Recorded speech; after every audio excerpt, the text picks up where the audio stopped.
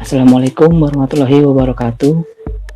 Pada kesempatan kali ini kita akan mempelajari tentang mapping cardinality sistem basis data. Oke, bersama saya Rio Wirawan. Kita ketemu lagi. Selanjutnya cardinal many to many. Ya, many to many. Studi kasusnya, mahasiswa ambil mata kuliah. Kalau dibaca, mahasiswa mengambil mata kuliah diambil mahasiswa, atau mata kuliah diambil oleh mahasiswa. Asumsinya satu mahasiswa bisa mengambil banyak mata kuliah, dan satu mata kuliah bisa diambil oleh banyak mahasiswa. Relasi many to many akan membentuk tiga tabel. Tabel mahasiswa seperti tadi pada umumnya, relasi dari entity akan menjadi tabel, dan tabel mata kuliah. Ini nih atributnya. Nah, tabel apakah yang ketiga? Nah, perlu diingat many to many dalam mapping akan menghasilkan tiga tabel. Tabel mahasiswa itu sendiri, tabel mata kuliah yang ketiga. Nah, kita lihat, kita berikan record ya, kita berikan ilustrasi mahasiswa dan tabel mata kuliah ya. Kalau dilihat, ini tabel mata kuliah dan tabel mahasiswa adalah tabel master ya. Pertanyaan, mata kuliah apa saja yang diambil oleh Suci? Wajar kan kalau pertanyaan seperti ini. Mungkin mau tahu informasi si Suci kuliah apa saja ya, seperti tadi pertanyaan sebelumnya. Siapa saja yang mengambil mata kuliah algoritma ya, atau pertanyaannya seperti ini, siapa saja yang mengambil mata kuliah algoritma. Nah, kita lihat konsep kunjungan. Nah, untuk kunjungan many to many agak berbeda dengan kunjungan yang sebelumnya. Tetap berkunjung, tapi tetap berkunjung ya. Kita lihat dulu ya. Tabel mahasiswa memiliki NIM. Nah, tabel NIM ini harus mengunjungi tabel lain, karena konsep kunjungan adalah berkardinal one ke berkardinal many. Kalau kita baca EAD secara jelas, akan dibaca satu sebenarnya dari awal, meskipun many to many. Ini perlu diingat, ini kaidah, meskipun many to many, cara bacanya tetap satu di awal. Satu mahasiswa mengambil banyak mata kuliah. Kalau pasif sebelah kiri, satu mata kuliah diambil oleh banyak mahasiswa. Nah, jadi karena awalnya satu dan dia akan mengunjungi ke yang many, satu mahasiswa NIM akan mengunjungi ke mata kuliah, satu mata kuliah akan mengunjungi ke mahasiswa, karena relasinya seperti itu. Mahasiswa mengambil mata kuliah diambil oleh mahasiswa ya, jadi satu mahasiswa atau NIM mahasiswa primarity akan berkunjung ke mata kuliah, dan kode mata kuliah harus berkunjung ke mahasiswa. Jadi seperti ini ilustrasinya, sama-sama berkunjung gitu ya. Kita lihat apakah seperti ini konsepnya. Ini ternyata salah ya.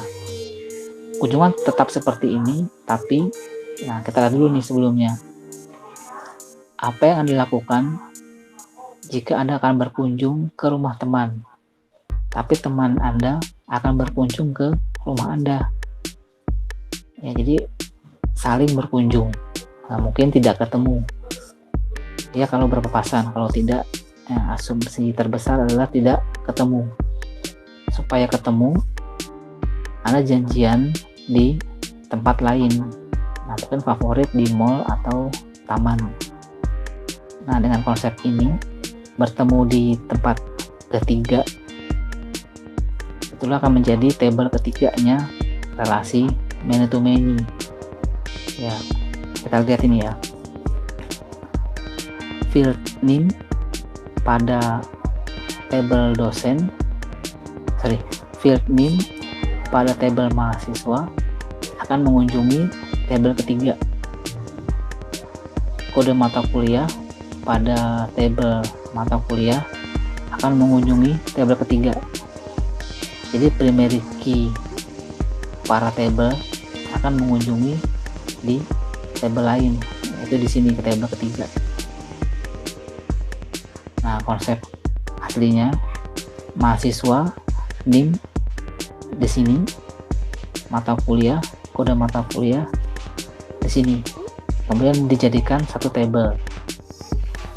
Inilah tabel ketiga.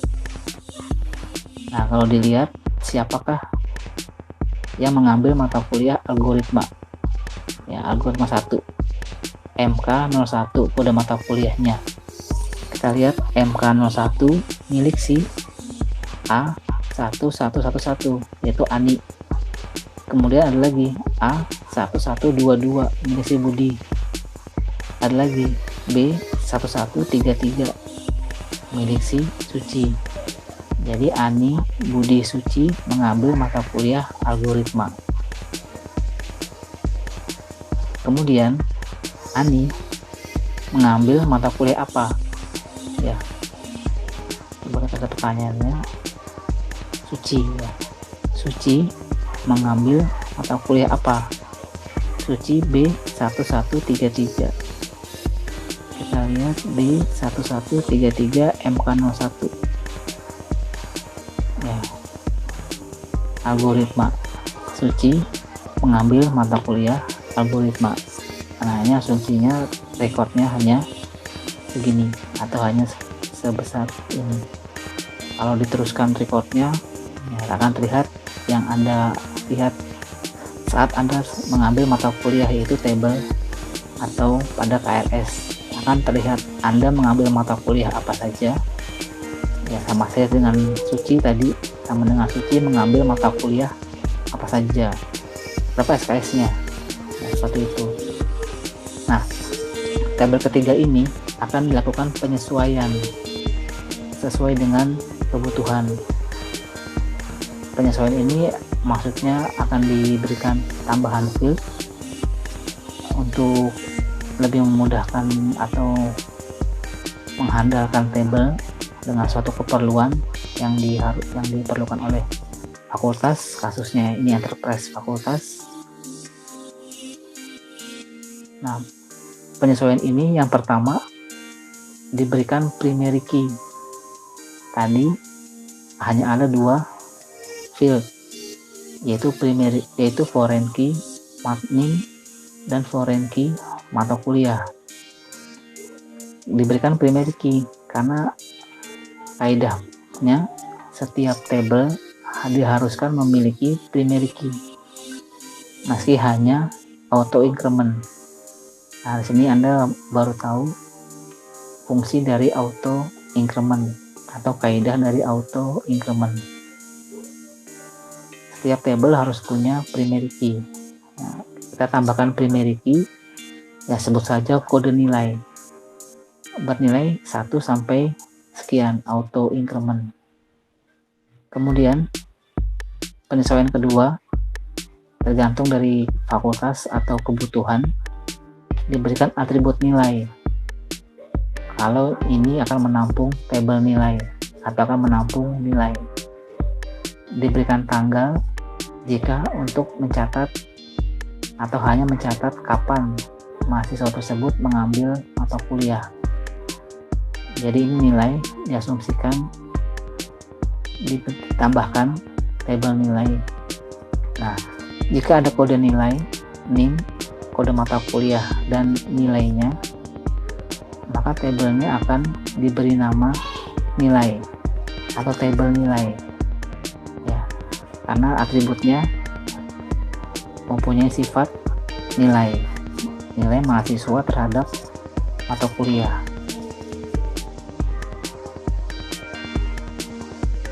Kesimpulan kardinal many to many Yang pertama, kunjungan dilakukan pada tabel baru, yaitu tabel ketiga. Jadi khusus untuk many to many, kunjungannya pada tabel ketiga dengan melakukan penyesuaian yang diperlukan pada kasus.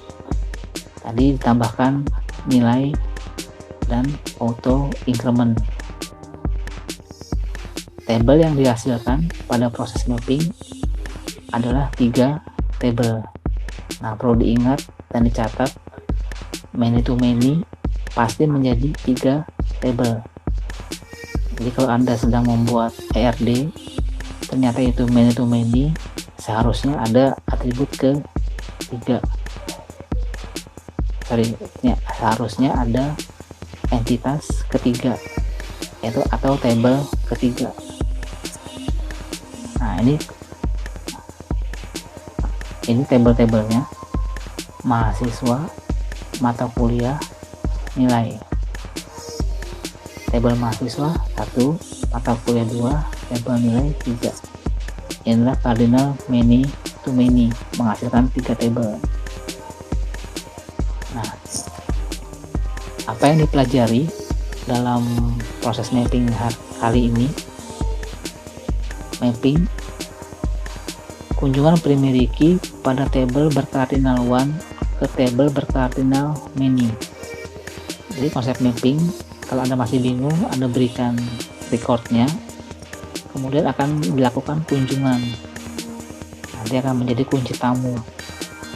Kunjungan primary key berkardinal 1 akan berkunjung ke tabel yang berkardinal many. Yang kedua, terdapat 2 cara kunjungan pada proses mapping berkardinal one to one. Nah, khusus one to one, kunjungan dilakukan bisa 2 cara, ya, karena sama-sama berderajat 1.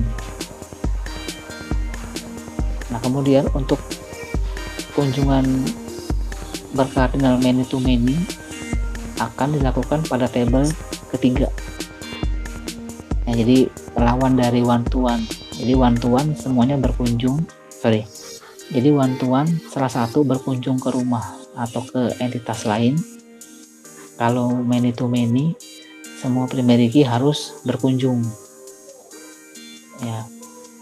Nah, kesimpulan akhir yang dipelajari hari ini, cardinal one to one menghasilkan 2 tabel.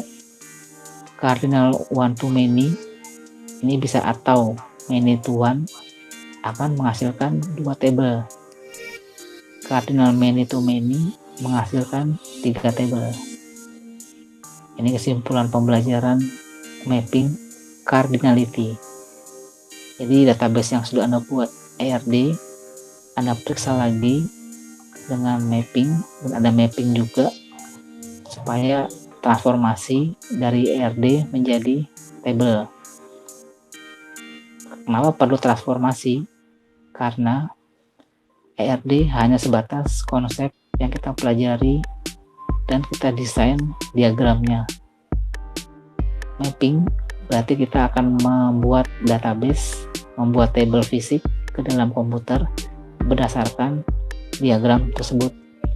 Nah, pasti banyak asumsi-asumsi atau banyak nilai value yang belum dimasukkan dalam konsep diagram, karena kita hanya memperkirakan, kita hanya bisa mengidentifikasi diagram pada ERD.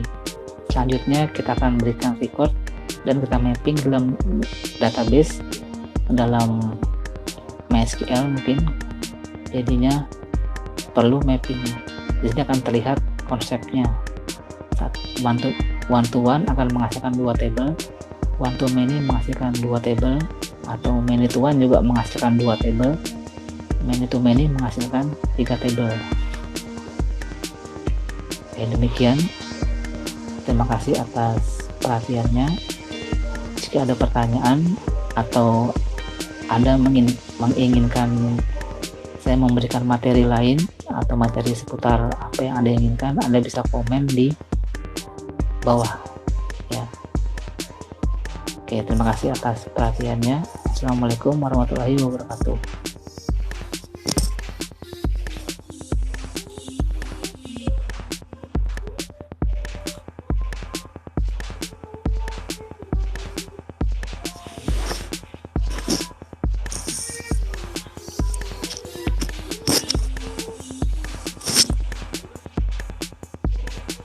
jika ada pertanyaan atau Anda menginginkan saya memberikan materi lain atau materi seputar apa yang Anda inginkan, Anda bisa komen di bawah ya. Oke, terima kasih atas perhatiannya. Assalamualaikum warahmatullahi wabarakatuh.